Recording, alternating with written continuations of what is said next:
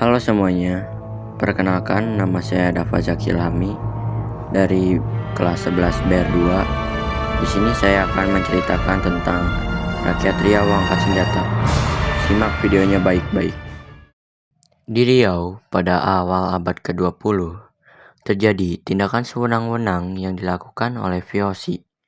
Tindakan ini menimbulkan rasa tidak puas dan kesadaran untuk melawan VOC di kalangan rakyat Riau yang dipelopori Kerajaan Siak Sri Indrapura yang dipimpin langsung oleh rajanya, Sultan Abdul Jalil Rahmat Syah. Siapakah Sultan Abdul Jalil Rahmat Syah? Sultan Abdul Jalil Rahmat adalah seorang sultan yang memerintah Kesultanan Riau Lingga pada abad ke-19. Ia dikenal sebagai Sultan Abdul Jalil Rahmat Syah yang memerintah antara tahun 1812 hingga 1825. Pada masa pemerintahannya, Sultan Abdul Jalil Rahmat Syah berperan penting dalam mempertahankan kekuasaan Kesultanan Riau Lingga yang saat itu berada di bawah pengaruh kolonial Belanda. Meski menghadapi berbagai tantangan dari pihak Belanda, beliau tetap berusaha untuk menjaga kemerdekaan dan kedaulatan wilayahnya. Pemerintahan Sultan Abdul Jalil Rahmat Syah juga dipengaruhi oleh dinamika politik antara kerajaan-kerajaan Melayu dan Belanda, serta interaksi dengan kesultanan-kesultanan lain di Asia Tenggara pada masa itu.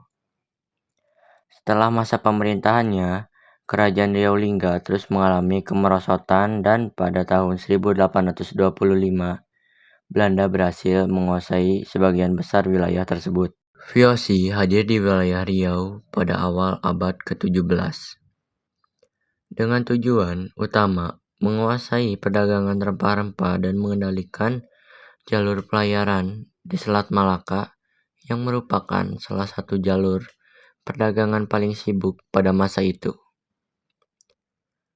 Riau yang pada waktu itu merupakan bagian dari Kesultanan Johor menjadi pusat perdagangan penting di kawasan Melayu.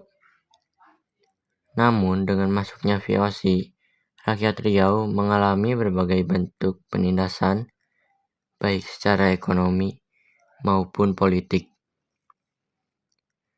VOC mengenakan pajak yang sangat tinggi terhadap perdagangan dan hasil bumi, serta menerapkan sistem monopoli terhadap perdagangan rempah-rempah.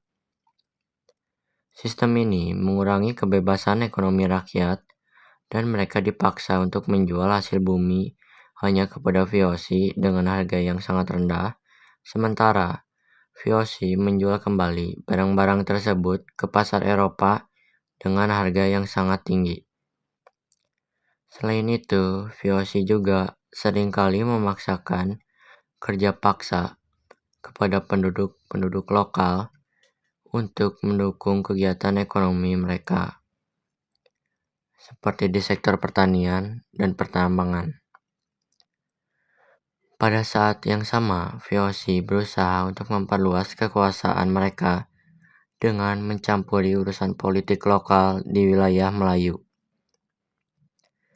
Termasuk di Riau, pada masa itu Kesultanan Johor sedang terlibat dalam konflik internal dan VOC mengambil keuntungan dengan mendukung pihak tertentu untuk menguasai wilayah tersebut. Dengan menggunakan taktik adu domba, VOC semakin mempererat pengaruh mereka di Riau, memicu ketegangan dengan kerajaan-kerajaan Melayu yang ada di sana, termasuk Kesultanan Siak dan Kesultanan Riau Lingga. Seiring berjalannya waktu, kesadaran akan pentingnya kemerdekaan dan pembebasan dari cengkraman Belanda mulai berkembang di kalangan rakyat Riau. Tokoh-tokoh perlawanan yang berasal dari berbagai lapisan masyarakat, baik dari kalangan bangsawan, pedagang, hingga rakyat biasa, mulai berkomunikasi satu sama lain. Salah satu yang terkenal adalah Sultan Siak yang meskipun pada awalnya bekerja sama dengan VOC, kemudian bergabung dalam perlawanan Belanda Namun, perlawanan rakyat Riau terhadap VOC pada masa ini seringkali masih bersifat sporadis dan tidak terorganisir secara sistematis. Pada awalnya, banyak dari kelompok perlawanan ini bergerak dalam kelompok-kelompok kecil yang menggunakan taktik gerilya. Mereka menyerang pos-pos VOC mendadak dan kemudian melarikan diri ke hutan atau tempat yang sulit dijangkau. Rakyat Riau juga memanfaatkan medan alam yang berbukit dan berlembah untuk bersembunyi dari pengejaran pasukan VOC yang lebih besar. Walaupun perlawanan tersebut belum terstruktur dengan baik, mereka sudah memulai mobilisasi dan mencari cara untuk mengumpulkan senjata dan dukungan dari pihak lain.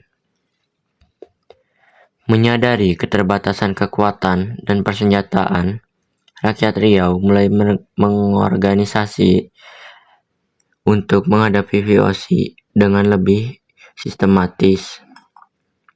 Kelompok-kelompok perlawanan mulai berkumpul untuk merencanakan serangan lebih besar terhadap kekuatan Belanda.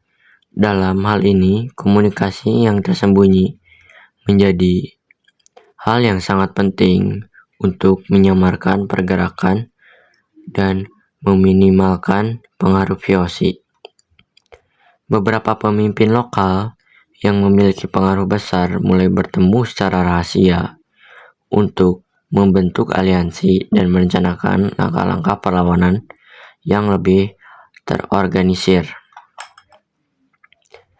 Untuk memperoleh senjata, kelompok-kelompok perlawanan ini mencari cara untuk mendapatkan persenjataan dari gudang-gudang milik VOC yang berhasil mereka serbu atau dari sumber-sumber lain yang berada di luar pengawasan VOC. Selain itu, mereka juga memanfaatkan alat tradisional yang mereka miliki seperti tombak, pedang, dan parang yang diubah menjadi senjata untuk bertempur. Meskipun persenjataan yang dimiliki rakyat Riau jauh tertinggal dibandingkan dengan teknologi militer VOC yang lebih modern, mereka mengandalkan keberanian, semangat juang, dan strategi tempur gerilya. Selain senjata, perlawanan rakyat Riau juga memerlukan dukungan logistik dan moral dari masyarakat. Dalam hal ini, rakyat Riau melakukan mobilisasi massa dengan membangun jaringan pendukung di seluruh wilayah. Mereka tidak hanya mengandalkan para pejuang bersenjata, tapi juga masyarakat umum yang mendukung perjuangan mereka melalui penyediaan pangan, obat-obatan, dan bahkan informasi yang penting mengenai pergerakan pasukan VOC. Gerakan bawah tanah ini semakin berkembang seiring berjalannya waktu, meskipun masih terbatas pada wilayah tertentu yang sulit dijangkau oleh pasukan Belanda. Menyadari bahwa mereka dihadapkan pada perlawanan yang serius, Belanda mengerahkan lebih banyak pasukan dalam serangan balasan yang brutal. Mereka menggunakan persenjataan modern dan taktik militer yang lebih canggih. Pertempuran demi pertempuran terjadi, dan banyak pejuang Riau yang syahid. Dalam satu pertempuran besar di tepi sungai, pasukan Belanda berhasil mengepung pejuang Riau. Meskipun mereka berjuang dengan gigih, akhirnya banyak yang terpaksa mundur. Dalam kekacauan, Sultan Siak terpisah dari pasukannya dan terpaksa melarikan diri ke hutan untuk menyelamatkan diri. Meski mengalami kekalahan, semangat rakyat Riau tidak padam. Di hutan, Sultan terus memotivasi dan mengorganisir sisa-sisa pasukannya. Ia mengingatkan mereka bahwa perjuangan ini bukan hanya untuk hari ini, tetapi untuk generasi mendatang. Kita mungkin kalah dalam pertempuran ini, tetapi Kita tidak akan kalah dalam perjuangan kita, ujarnya. Rakyat kembali berkumpul, kali ini lebih terfokus. Mereka belajar dari kesalahan dan mencoba menerapkan strategi baru. Sultan mengajarkan pentingnya kerjasama dan komunikasi. Setiap pemimpin adat diberi tanggung jawab untuk menggalang dukungan dari komunitas masing-masing. Dalam masa-masa sulit, ada seorang perempuan bernama Siti yang menjadi penghubung antara perjuangan dan warga desa. Ia berani menyelundupkan makanan dan informasi kepada pejuang. Tindakannya menginspirasi banyak orang untuk turut serta dalam perlawanan. Siti dan para pejuang mengadakan latihan rahasia, membangun strategi, dan memperkuat barisan. Mereka mengajak lebih banyak rakyat untuk bergabung dan menjelaskan bahwa perjuangan ini adalah untuk mereka semua. Meskipun perjuangan rakyat Riau sangat gigih, akhirnya mereka harus menghadapi kenyataan bahwa kekuatan militer VOC yang besar dan terorganisir membuat perlawanan tersebut tidak dapat bertahan lama. Dalam beberapa pertempuran, VOC mampu menghancurkan basis-basis perlawanan rakyat Riau, mengalahkan pasukan-pasukan lokal, dan menegakkan kontrol yang lebih kuat atas wilayah tersebut. VOC juga berhasil menggunakan politik adu domba untuk memecah belah kekuatan rakyat Riau dengan menawarkan kesepakatan atau menjanjikan kekuasaan kepada beberapa pihak lokal yang bersedia bekerja sama. Namun, meskipun perlawanan rakyat Riau gagal menggulingkan VOC, pada masa itu, semangat perjuangan mereka tetap menjadi bagian penting dari sejarah perlawanan bangsa Indonesia terhadap penjajah Belanda. Terima kasih telah menyimak video saya. Mohon maaf bila banyak kekurangan. Wassalamualaikum warahmatullahi wabarakatuh.